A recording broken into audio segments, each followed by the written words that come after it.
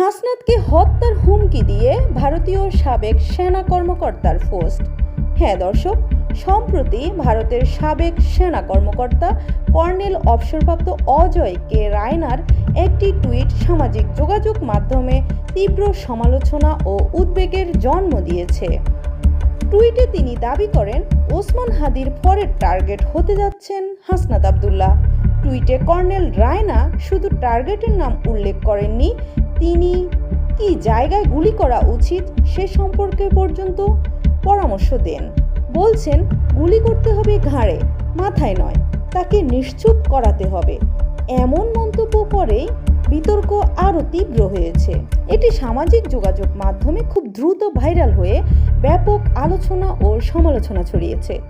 বিতর্ক ছড়ানোর পরেও কর্নেল রায়না এখন পর্যন্ত বিষয়টিতে কোনো আনুষ্ঠানিক ব্যাখ্যা দেননি।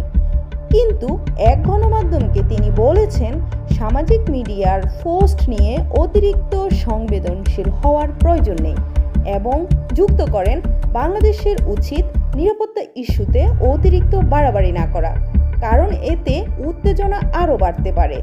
এমন মন্তব্য বিশেষত যখন তার রাজনৈতিক নেতাদের টার্গেট করে সামাজিক ও রাজনৈতিক উত্তেজনা বাড়াতে পারে।